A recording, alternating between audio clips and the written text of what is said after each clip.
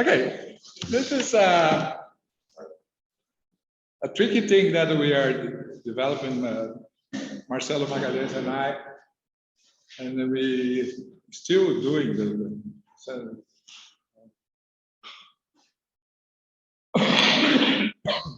it's not finished.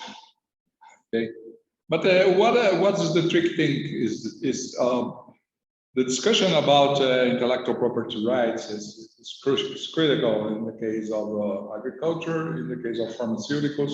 There are some sectors in economics that patents are relevant. Many other patents means nothing. But in the case of biotechnology, in agriculture biotechnology, all of this lies in the facts that all of this Brownie Hall, all of these guys, J.F. Trachtenberg, mentioned are relevant. It means that they use a group of patents to block, and then to some ways of deterrence of competitors. In the case of GM, one fact that you don't want to demonize Monsanto, but the fact that Monsanto's, I have another paper about this, Monsanto succeeds to block all the competitors using patents. In the case of Argentina, they do not recognize the patents, and Guido de Tella was in a presentation with him and said, what are the patents of Monsanto? And in fact, Monsanto had at that time 1,800 patents, but 62 are relevant for this test of blocking competitors from both sides, from the side of the firms and multinationals that try to enter in the market, and agricultures, they go after demanding for royalties. The fact that in agriculture, Brazilian agriculture, the diffusion of GM was very rapid, it was quick, and in agriculture are well organized. We have a good organization, and then the organizations recognize the rights of Monsanto to ask for patents and to pay royalties. So we have a very strange system in the case of varieties. That is, there is a software. When you buy the patent, when you buy the seed, you have to register and say how many hectares you are going to cultivate. How many hectares have you cultivated? So they compare the difference and say, well, you are using brown bag seeds. Okay, if you are using brown bag seeds, they put a fine. They raise the price of GM. If you are not using brown bag seeds, you have a discount. So they generate a very talented system, ingenious talented system of incentives that the agriculture will register themselves, and then they reduce the cost of measuring a lot, because doing this test, like it's not PCR, it is ELISA. Stop the tracks, do ELISA, oh, you can go. Stop the tracks, do ELISA, you can go. It has a lot of cost, and the measuring costs, the problems for sports and all the things. So they replace the system by information system using this, what we know, this terrible softwares and applicatives that, okay, dispositives.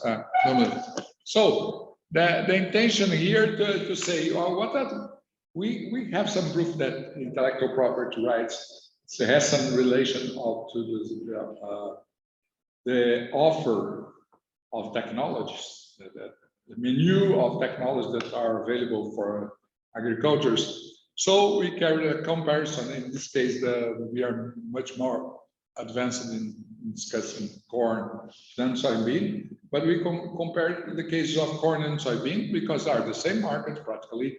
The seed markets are the same companies. But the only difference is that soybean is open pollinated and corn is closed, because corn is hybrid corn. There was a discussion when I was young and doing my dissertation about seed. There was a discussion against, like the criticism on GMO today. In the past was a lot of criticism on the hybrid seeds. hybrid cities is the way that capital controls the agriculture. What is true? In some extent, capital controls everything, but depends on the way you treat this. What is true, but at some extent, what beneficial. There has a lot of beneficial. Okay. I just, it's a little bit weird to start the presentation, but we have only 50 minutes. We say that one of the strange things that if you see here, soybean in 2011, when we did more than 10 years with GM in Brazil, okay, you have 82.5% of the varieties dedicated to HT in soybeans. Why is this? If soybean has no insects now, there's a lot of insects. Okay, caterpillars are very important because GBT control caterpillars basically, and some collards. But 82%. It's not important. Insect resistance is not an important trait. Oh, the fact that this is reflects that the choice of growers. The growers have to decide if they want insect resistance is the main problem they have in agriculture to the productivity of soybean, or HT, control herbs, weeds. Weed control was considered much more important. So this is the quick diffusion, but it's clear. When you see cotton, you see that is different. It's important, and then you have, in 2011, you have stacked gene, but not in a expressive way. When you see cotton, at that time, cotton was in the very beginnings using GM. When you move to 2011, you don't have to have a continuous series because the fats are so expressive. You see that HT in 7 years jumped to a stacked gene, jumped to 50.5% in soybean, and cotton 60.2%, and corn 60%. Okay, there is most basically in your HT, there is a huge transformation. So the industry was able to solve this dilemma. Okay, you have to decide if you choose one of them. We made a paper for the frontiers of biotechnology and bioengineering that cost a lot. When we have shown that HT is not so beneficial to the environment because the replacement of the composition of the herbicides from the most aggressive to less aggressive is not compensated by the negative effects that you use a lot of herbicides when you go to GM control using glyphosate. Okay, but when you have the use of insect resistant traits are very important and reduce a lot of the impacts on the environment. So we see that in corn, you can combine both things. You can reduce you can do the weed control easily and reduce the environmental impacts. And then you see that soybeans follow the same path. But there are a huge difference. Okay, the huge difference is the monopoly of Monsanto with Intacta. If you are not Brazilian, you don't have to need to know what Intacta is. Even for Argentina, I don't know. Yes, it's important. Huh? Okay, in 2 countries. So using the capacity, you see that is a trademark. Okay, is basically 2 traits. Not are the best one, but this is a good combination that results in a very, very quick diffusion. And practically, there are only one trait, stacked trait, that is one trademark that's intact. Okay, it reflects the fact that all of the other companies are, one, blocked by Monsanto. Another question is, if you open the licensing, cross-license between companies, you face the problem of that. If you have a software to grab royalties, just one company, it's easy. So if you have 5 companies, you go through an agreement between them. And then now they're trying to do this, how to cooperate, go to cooperation. Because for this kind of companies, it's better cross-licensing than sell seeds. Sell seeds is not the business. The business is sell technology. Okay, but you see, the fact that it's open pollinated generates these challenges. If you go, I run a little bit. If you go, Intacta has a lot of impact, blah, blah, blah, blah. Everybody knows this. Okay, there are some, we did the same calculations of Brooks and Barefoot, but I think using EIQ, and then the results are similar. But we have a field research. I think that, I don't know what the database of the Brooks and Barefoot, but we had field research from 2009, 2013.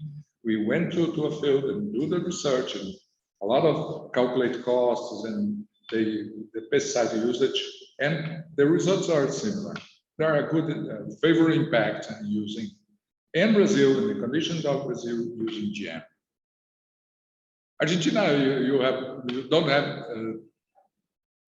this pest pressure that we have in Brazil. Yeah. It's less. Okay. Here you see only just is the production productivity of corn. Now we change from soybean to corn. And then we see corn, you see that it's all of the economic theory. I said that if you expand your area, productivity goes down. It's very difficult to expand our area and keep productivity going up. And that is the case. The production productivity went up in Brazil. Okay, so it's amazing because we went to new regions. Another fact that up to 2004, Brazil was not a relevant corn exporter. Today is the major corn exporter with some problems. Okay, I realized that. We realized that it costs for the population, the price of food. But the fact that we get competitiveness in this short period, what's not common. Okay.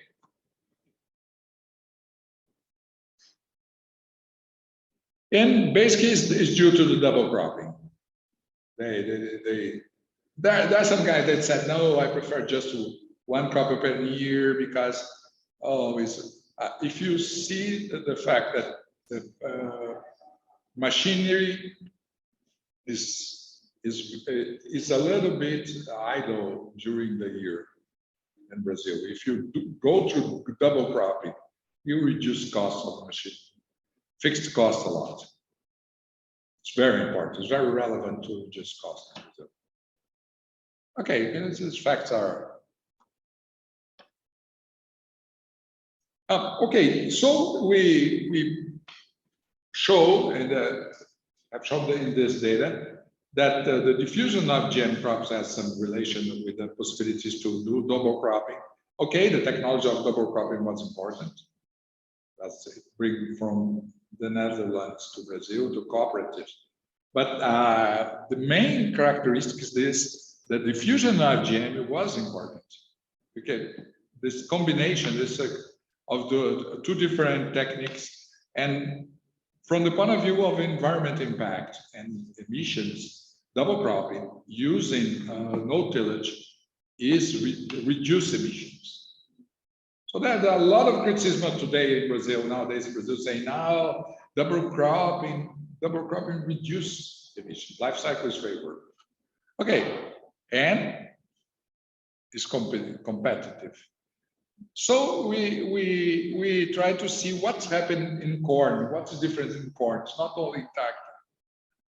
Oh, first is this complicated picture that took almost 6 months of work to discover the companies that measure one to another.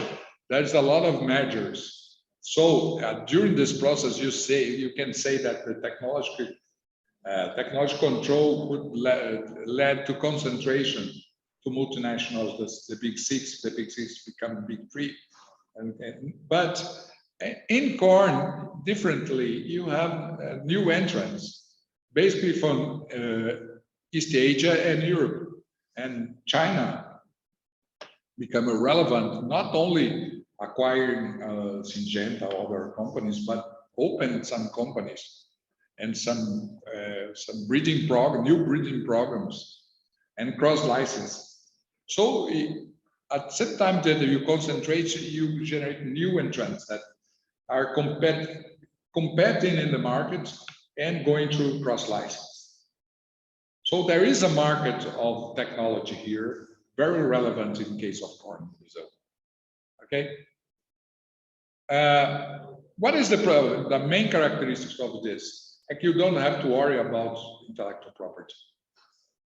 It's naturally guaranteed by the hybrid corn. The situation that you can, the brown bag, you can multiply your own seeds. Okay? And then we have this fancy, like,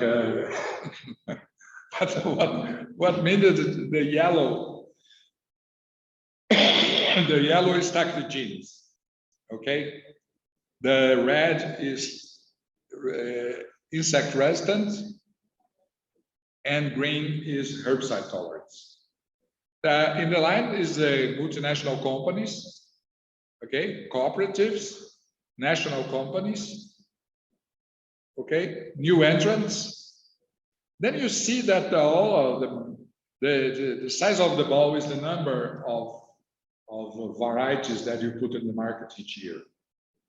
It doesn't mean that you have all of this offer simultaneously, but means that they launch it in, there is some strong selection because the growers have their own criteria. But what means that you have a period 2013, 2015, with an increase in multinational, and there's some diffusion by cross license to national companies in new entrants. Okay, so the market today has two bases. One is technological basis from the GM. Another is local variety companies that are able to compete because they have good varieties, good hybrids for local conditions. Brazil is another interesting thing that government in Brapa did a map where what are the varieties that you can cultivate in each part of the country. And this is very important. This sort of information was very relevant. Okay, hi, Carl. Ok. Eu achei que eu tinha colocado mais alguma coisa. Yes. Oh, the basic idea is this, and then we go through a partial equilibrium calculation of the economic impact. It's the fact that you are exporting could raise the prices of corn significantly, but the use of GM and we did 3 scenarios based on the high technology, medium technology, and low technology. Low technology, it's because there is a lot of variety. Corn is not like soybean. Soybean has a standard, practically a standard of production. Okay, corn, you have a difference between regions. There are some corn production for local producers that they do not need to pay the royalties that the price of hybrid seeds. So they go to low conventional and low level. This is not GM, and the varieties normally are HMD. It means that they are not single hybrids. Single hybrids is high technology, cost a lot. So the prices of seeds go up when you go from conventional to high technology, but the results show the difference of 19% in the gains when you use high technology. So you have more risk, you accept risk, but you have better returns. Okay. Basically is this. That's a history that at least if you have the control of the big companies, when they praise intellectual property rights, and then they in the moment they had a technology that could deliver some impacts in agriculture, the crop that has more defined, well-defined intellectual property rights benefits more than the crop that does not benefit with this. Okay, in the case soybean, practically stood with Intacta.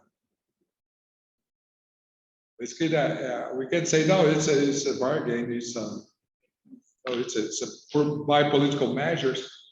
The fact that growers now from Bolsonaro, it's a strange thing that is.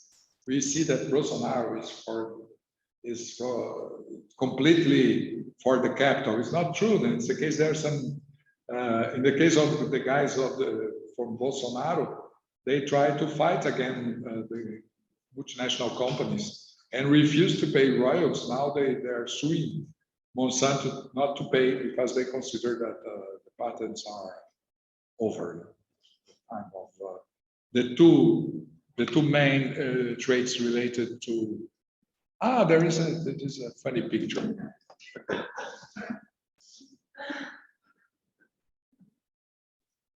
This is a mistake, or this is on purpose? This is on purpose. This is the technical time network organizing. If you see again, when we start in 2008, you have these choices, the different traits that you have to pick up one. It's a pick a card. It's a joke. So you have to decide what kind of trait do you want. Okay. So the agreements and the cross licenses start. Acho que eu tenho que fazer isso. Tem que botar no modo apresentação. E aí, 2009, 2010. Okay. Conventional. And then you have the different. Basically, the majority are from Monsanto. But in Brazil, I don't know United States or another country, but after 2013, Syngenta has the best insect-resistant traits. VIP was the most important. So the possibility to have one trait from Monsanto for IG and one trait from Syngenta, and then decide if you have problems to caterpillar control, then you go there. The offer at all of the varieties are in some extent. The distance means that you have the size of the ball with the number of varieties that include these traits.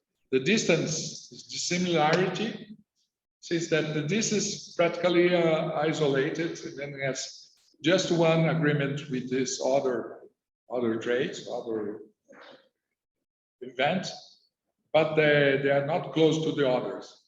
Okay, Herculex suffer a lot because they fail to control some pests in Brazil. Okay, so in some extent it puts aside, and then you have So it's just for, I have to, nobody control my time because I expect that you are doing this. Thank you.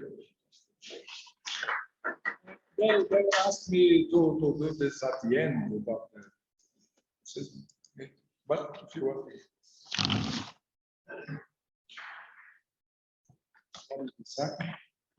So I think, Stefan, if you hear us, you can just yeah, share your presentation. Yes, 1 second, please. It's Brazilian. They put me to manage Brasilia because they are so savage. So, do you see the slides or do you see the presenter mode? No, we see the slides. Ah, perfect.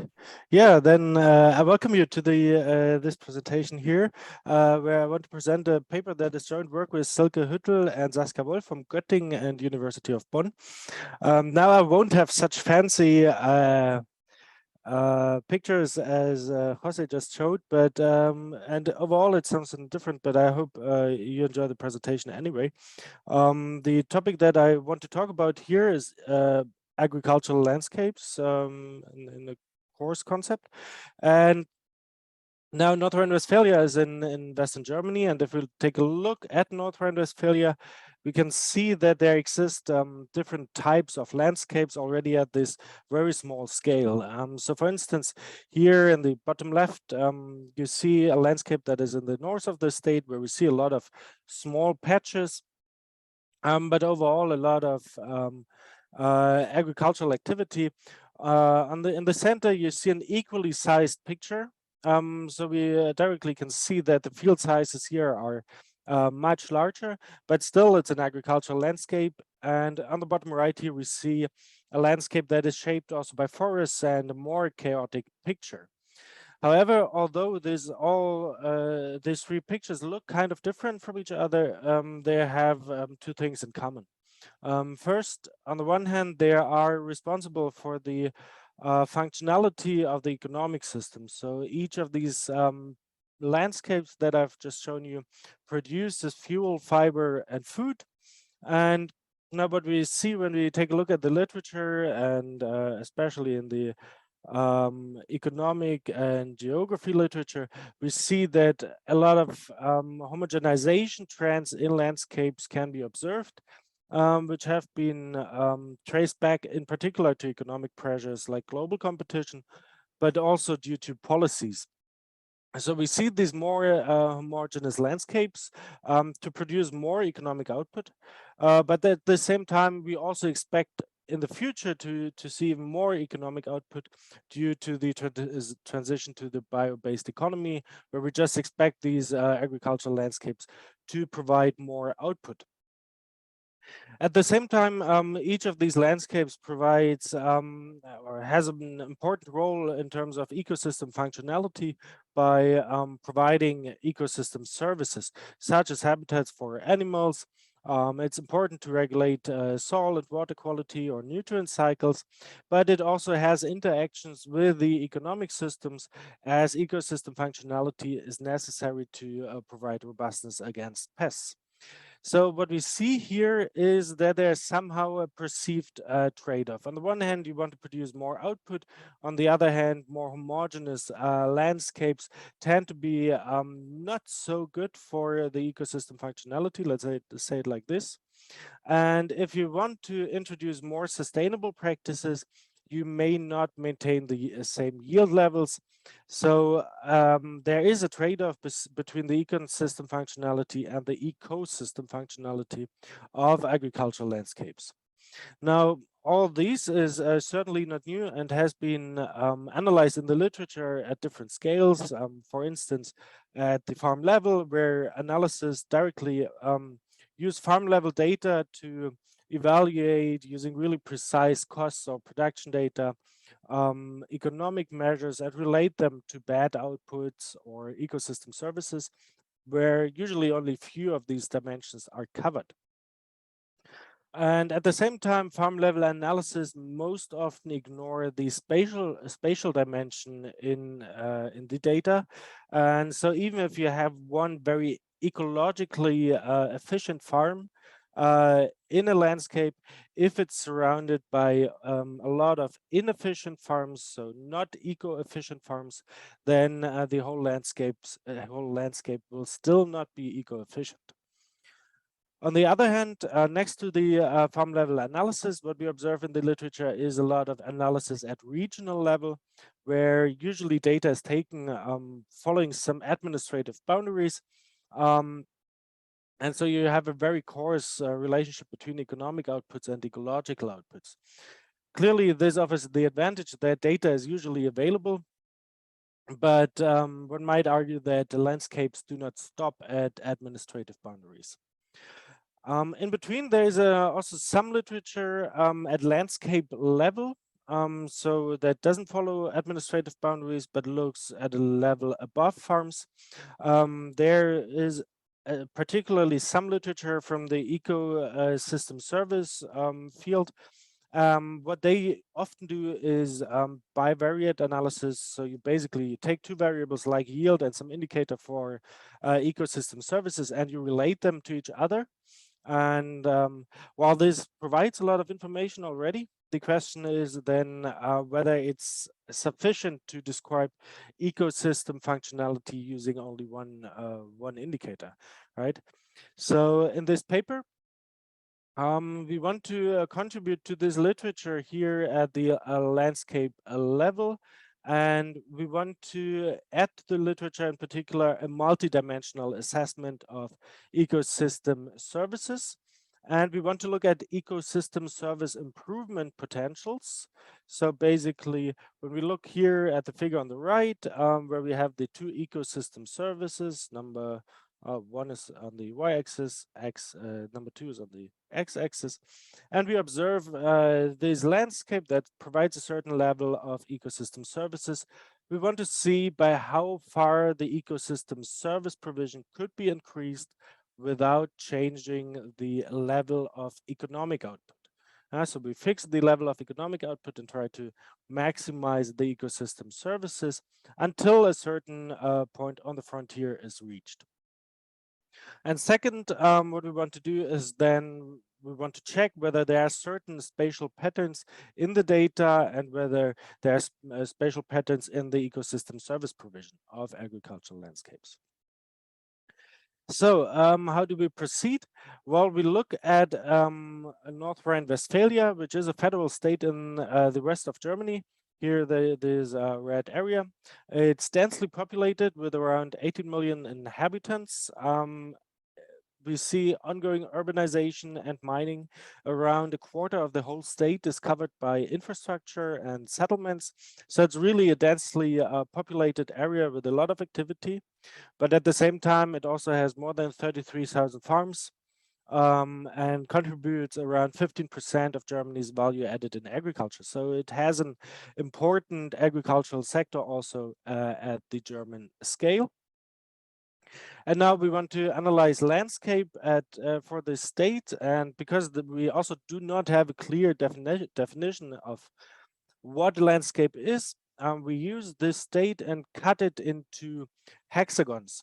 So basically, we take the state, cut it into hexagons to cover as much as possible of the state. And now each of these hexagons is what we call a landscape. Each of these hexagons has a 20 square kilometer and corresponds exactly to the figures that you've seen in the beginning, right?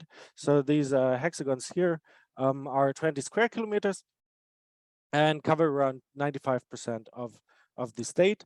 And eco-efficiency is now analyzed for each of these hexagons using the approach by Kurzmann and Korteline, where we try to maximize the level of ecosystem services provided over the level of economic outputs, which we fixed, as I said in the beginning. Now, to implement this approach, the question is how we can measure these two things. And first, taking a look at the economic output. we basically follow economic theory, where in particular the Ricardian theory tells us that land values, so prices of farmland, reflect all potential returns, so all potential income that you can make using this land. And so basically, because we do not have any other output measures, we rely on this theory and use land values as economic output proxy, where for each hexagon, we calculate the land value multiplied with the land use share. We consider different types of land use, so arable land, grassland, and specialized land. And then this V delivers us the land value in this hexagon. In this case, the data comes from the local expert committees of land valuations, and they have created around 4,500 zones that are somehow homogeneous. And for instance, in the picture here on the right, the committee says that this area on top, this large green bounded area, has a similar transaction price, a similar land value, because it has similar and homogeneous soil qualities, while, for instance, the land value down here could be different because the economic returns are not that high. So we calculate these land values for each hexagon, and we have covered our economic output dimension. For the ecosystem service dimension, we follow the idea or the literature, which basically says that multifunctional agricultural landscapes provide multiple ecosystem services. So to cover also ecosystem services, we have to look at some indicators for a landscape heterogeneity. Now, landscape heterogeneity in turn is usually composed of two factors. On the one hand, landscape composition, so how things, what things are there, and landscape complexity, the way in how complex those things that are there are arranged. And to derive indicators for composition and complexity, we again rely on publicly available data, in this case, the integrated administration and control system. And this data set provides us spatially explicit information about what has been grown in each separate parcel in a certain year, where we cover around 215 different crops, including specialized crops and fruits. And we also have information on landscape elements, including trees, hedges, small rivers, and so on, that are belonging to the agricultural landscape. And so, for instance, here again on the right, you see again this hexagon, and we observe exactly where these fields are located, whether it was arable land or grassland, what was grown on it. And in particular, we also observe the exact edges, and missing here are the landscape elements. So we would know, for instance, if there's a long hedge between two fields or not.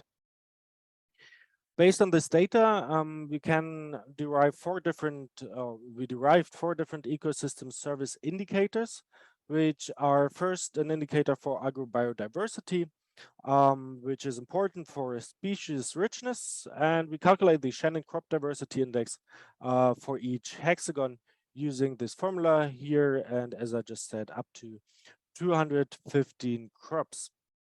And in this case, a higher value of the Shannon crop diversity indicates a more diverse landscape with more different crops and more equal distribution of these different crops.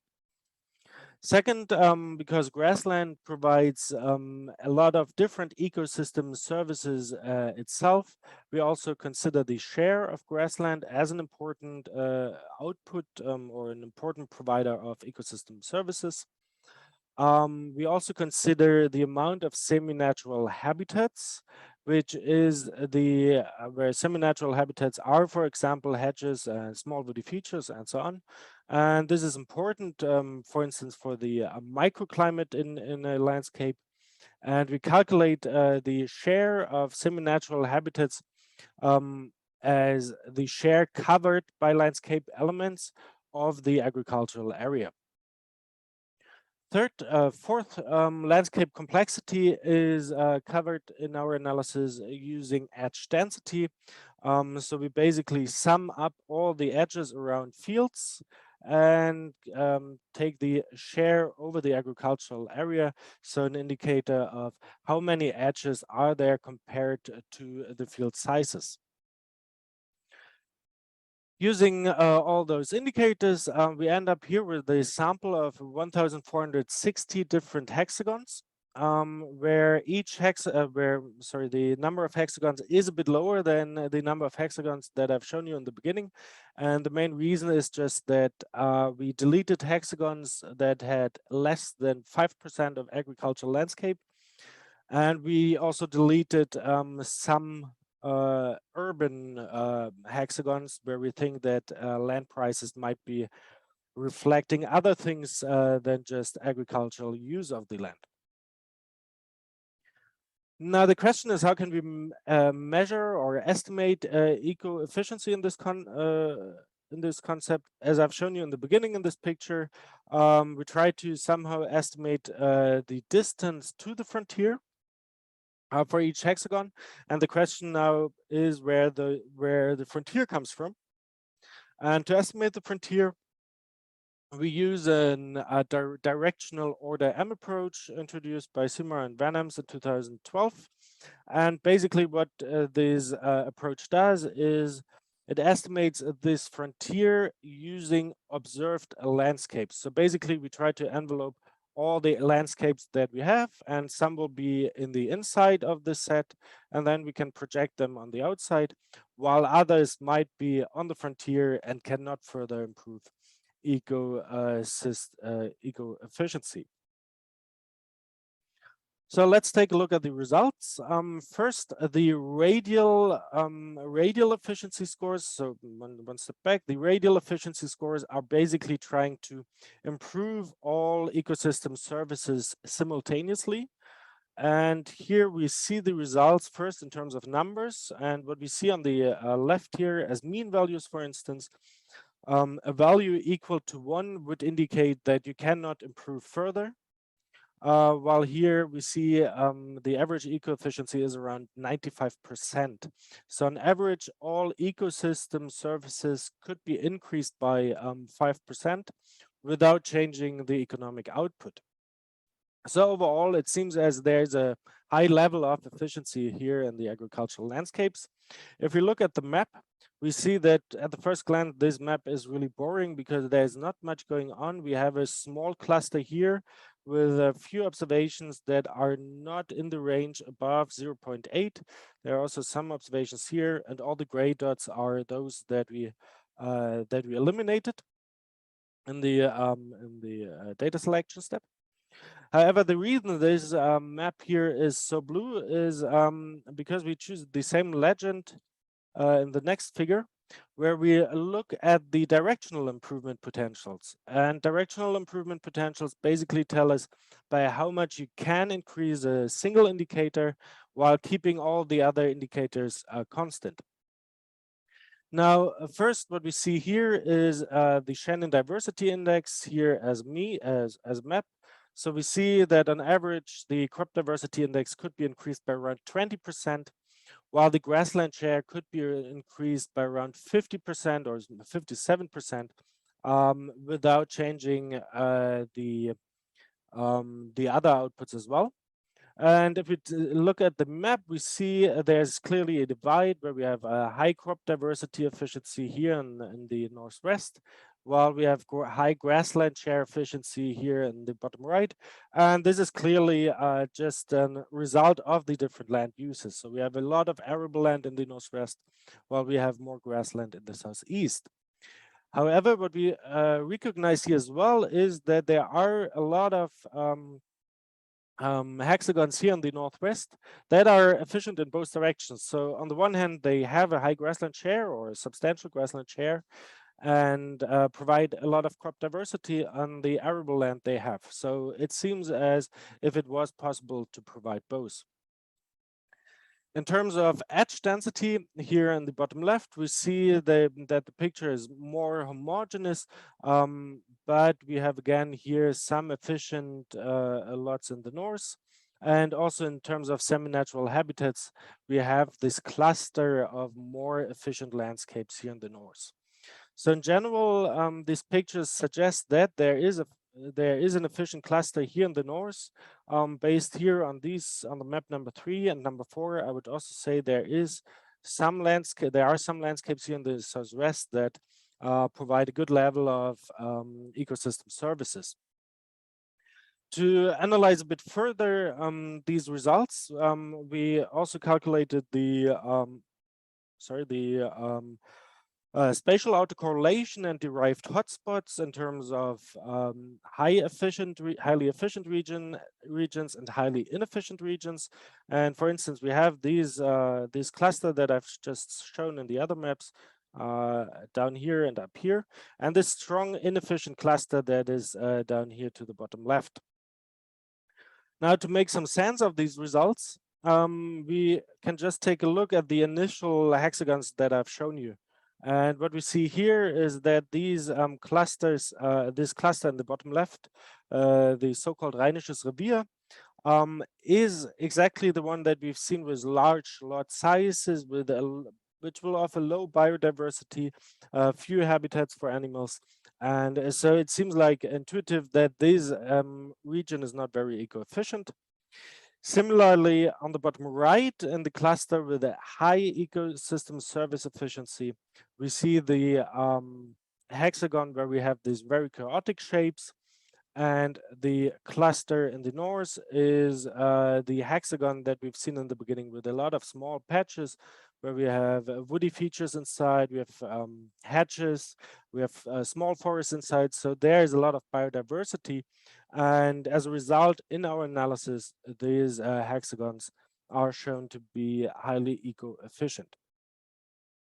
In summary, what our results indicate is that the average eco-efficiency of the landscape is rather high, but that for each or for most landscapes, we will find improvement potentials in single directions that would not require any other changes in the landscapes. So there's some spatial optimization possible.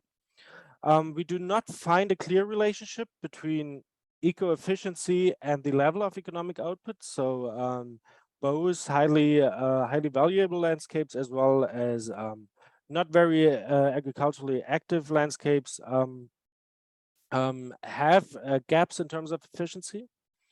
And what I think is very interesting here is that our spatial patterns that we find exist only to a certain part due to natural conditions.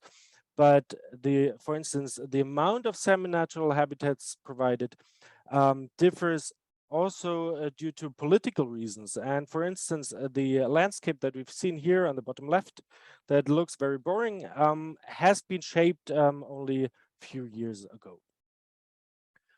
Okay, then I end my presentation here, and I thank you for your attention, and I'm happy to answer questions if there are any. Thank you very much. The idea here is to present a few thoughts about how the shared socioeconomic pathways may affect future developments in regional and global agriculture. I did this work with my colleague Cicero Lima. Well, the idea here, just as a background story, is to highlight that there was a huge transformation in Brazilian agriculture. I'm not sure if you are aware, but until the 60s, Brazil received food donation from abroad. And up to early 1980s, Brazil was a major food importer in the world. What happened is that Brazil was able to transform its agriculture, and there was a very important role of research leading to productivity gains. So in this graph at the right, you can see average yield gains in Brazilian agriculture from 1950 to 2017. What happened here, as you can see, there was a huge technological transformation in the majority of agricultural sectors in Brazil. So perhaps we can say that beans lagged behind, wheat and sugarcane, they were not so strong in increasing their yields as the other crops. But as a rule, if you see the big guys such as corn, soybeans, and beef cattle, the increases in productivity and yield gains were close to 2%. In the case of cotton, the yield gains were even higher. And in my opinion, that is reflecting the fact that research about cotton has started earlier. For example, Embrapa made a huge transformation in this research regarding corn, soybean, and beef cattle, but Embrapa was established in 1973. And if you go to cotton, for example, the state of São Paulo, led by the Instituto Agronômico de Campinas, started cotton research in the 60s. So I attribute part of the success for cotton because of these early investments in agricultural research. So just summarizing, for grains, average yields increased from 1 ton per hectare to 4 tons per hectare. In the case of beef cattle, from 10 kilograms of carcass equivalent to almost 50 kilograms per hectare of carcass equivalent. It was amazing the effect, for example, in terms of production, like 20 times increase in grain production and 7.5 times increase in beef production. And I would also like to highlight what happened in terms of land use. In terms of grain, you see the initial base was very small. We're talking about 10 million hectares in a country that has 850 million hectares. So the initial base was very small. And this means that was a kind of natural to increase, in this case, by almost 6 times the cropland area in Brazil. But if you see in the case of beef cattle, mainly represented here by the pasture area, the increase was much smaller, like 15%, like 50%. What happens is that this huge transformation associated with sustained productivity gains led to huge land saving effects. So when you consider the whole, the major crops in the 1950 to the 2017 period, was 220 million hectares here spared from cultivation because of the productivity gains. When you go to the increasing beef productivity in pastures, this land saving effect was even higher. We're talking about a figure that is close to 600 million hectares of land spared from cultivation because of those productivity gains. When you sum this, you put together, we are saying that basically a whole huge country such as Brazil was spared from cultivation because of this huge technological transformation.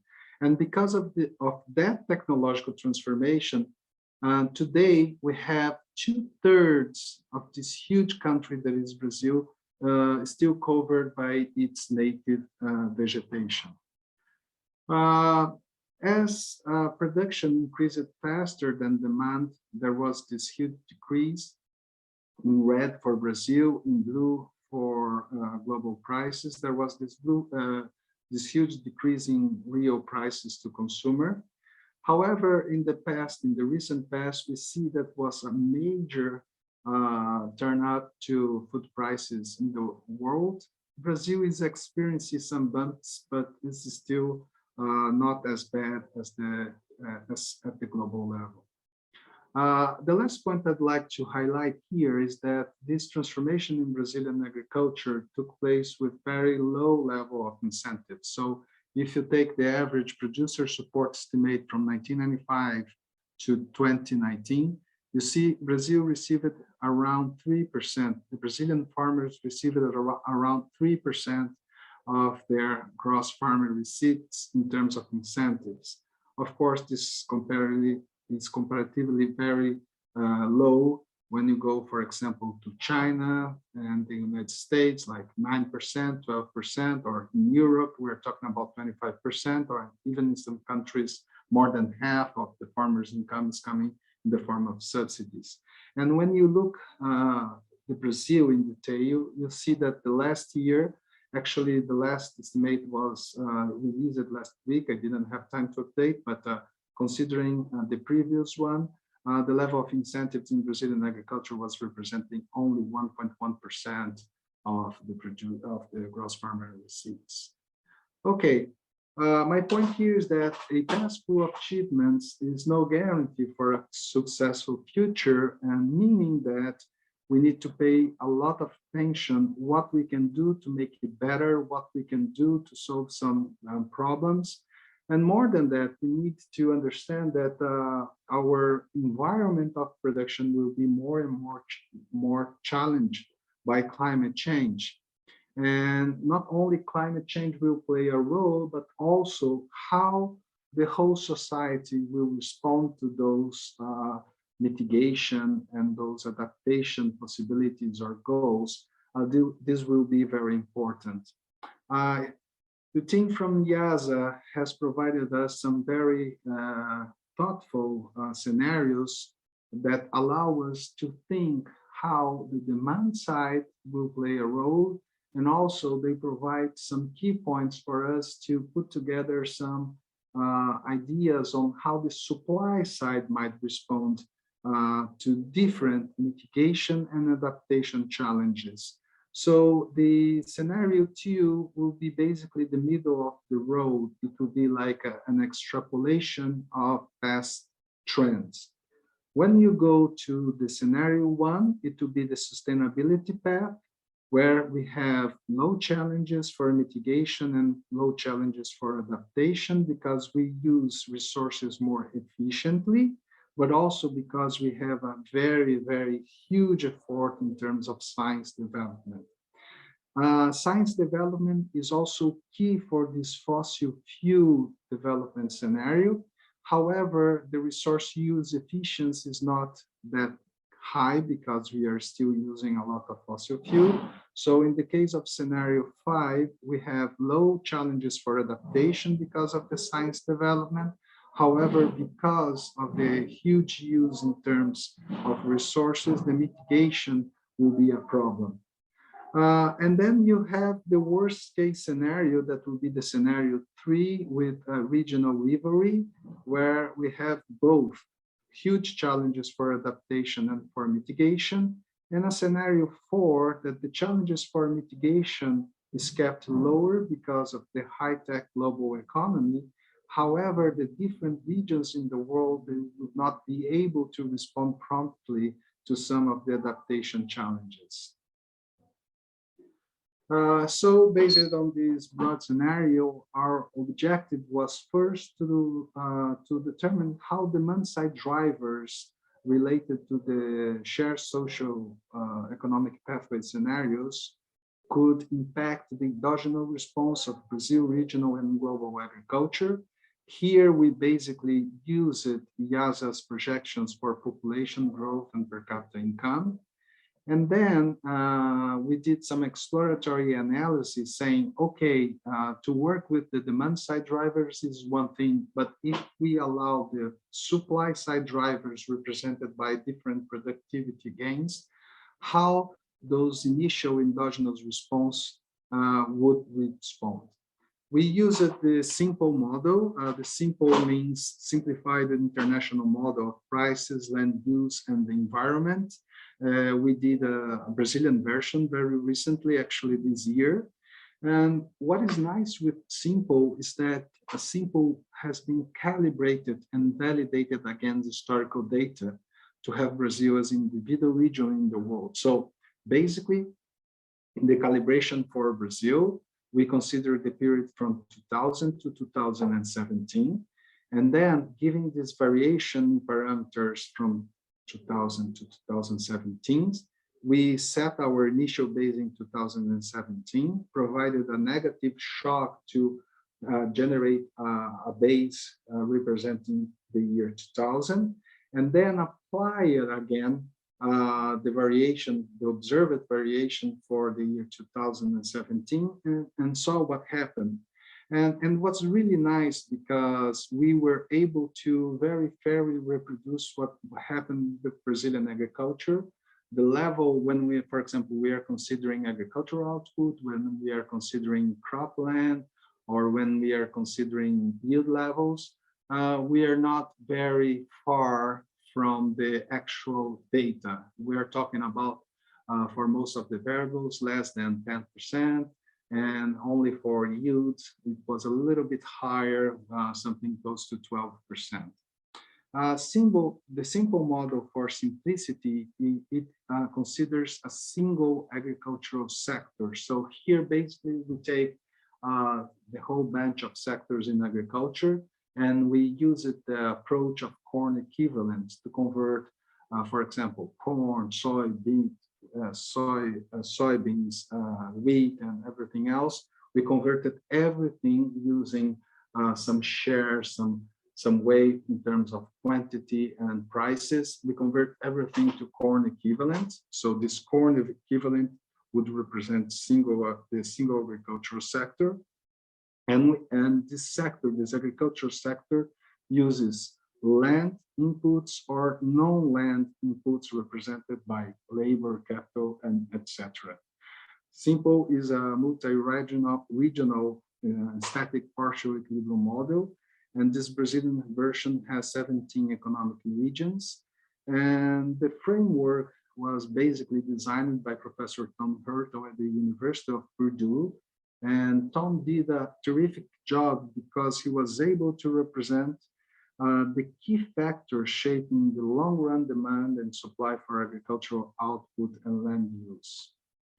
This is the representation of this is the regional representation for Simple with the Brazilian version, or I mean with Brazil as a single region. And here basically we have an outline of the model. So here we have the crop supply responding to non-land inputs and to land inputs. We can provide some exogenous productive shocks to represent what's going to happen with the supply. We can also adapt shocks regarding how investments in a model, in our case, we use Kit Fugly's model, Kit from the Economic Research Service. And this model was able to translate over the medium to the long term how this agricultural investment in research and development would be translated in total factor productivity gains. We can also simulate some differences in productivity levels, for example, coming because of climate change, but we still not use that in the Brazilian version. And then we have the economic margins, so we can variate the efficiency in land and non-land inputs. And when we go to the demand side, we have the exogenous shocks coming from the per capita income and population, and also biofuels. And again, we have some parameters regulating how, for example, per capita demand will respond. For example, in the model, we are able to simulate that by increasing the per capita income, it will increase the demand, the consumer demand, for example, for livestock products and for processed food products. I am not going through this, but basically these are, we are talking about the demand side shocks. So these are the shocks we use it to reproduce what happened with population and with per capita income according to each of SSP scenarios and according to each region. These are the annual rates. So for the whole shocks, we need to consider, for example, for Eastern Euro in the SSP1 scenario, it was a negative variation of 0.27% per year, and this was compounded for the 2017, the year the model was calibrated, up to 2050, the year we modeled the shock. And when we consider the second layer, I mean, not only the demand side, where we are only using a single productivity number, a value, But here we allow it the total factor productivity. We allow the productivity to vary according to that SSP scenario narrative. So in the case of Brazil, for example, what you can see, scenario 1, we have a huge focus on science and technological development. Scenario 5, we also have a very important and strong focus on research and productivity gains. And then what happened, for example, the scenario 3, Ribery, we have the lowest for all scenarios, for all regions, we have the lowest productivity gains. And here comes the nice thing. In scenario 4, we consider, for example, take the US, we consider a huge productivity gain or a sustained productivity gains for rich countries and China. But for Brazil and other regions in the world or other developing regions in the world, we consider a more restrained productivity gains. So this is what happened. So when we consider only the demand side shocks, I mean only population, only shocks in population variation, per capita income variation, what happened is that there was a very sustained increase for Brazil, very sustained increase for sub-Saharan Africa. The world provided an intermediate level of increase as the European Union. China and the US demonstrated a more limited increase in production. But what is nice to highlight here is that, for example, if you go to the US, if you go to the European Union, the fossil fuel scenario performed better. When you go to Brazil, sub-Saharan Africa, and also global agriculture, the rivery scenario performed better. And when we go to land use, we found some interesting trends. For example, Brazil, irrespective of the scenario, it would be necessary for Brazil to increase its cropland area. I'm sorry, here's in percentage change. So Brazil would need to increase by, let's say, something about 5 to 10% its cropland area, meaning that it will be necessary to increase something between 3-6 million hectares in the case of Brazil. For example, intensifying like 3-4%, I mean, increasing productivity gains by 3-4% would be enough for Brazil to accommodate that increase in cropland area. China would provide, demonstrate a reduction in cropland area, and again, a reduction, but in a much lesser extent. The US and Europe would reduce the cropland area. And here comes the thing, sub-Saharan Africa has this huge push to increase cropland area. And depending on the scenario, we are talking about like 26%, that this means 60 million hectares of cropland being extended. However, the story I told you in the beginning is that the demand side is important. The demand side is nice because we know the pure effect here of increasing population, of increasing per capita income. However, in the real world, it's nice to investigate what would happen if we have that demand, but we are able to simulate, we are able to investigate what would be the impact of productivity gains. So what's happened is that as the baseline for us was the scenario 2, scenario 1 and scenario 5, they have a higher productivity gain because they are investing more in research being turned into productivity gain. So that means that in the previous demand side shock only, we are going to see the effect of these gains in productivity, these gains in research.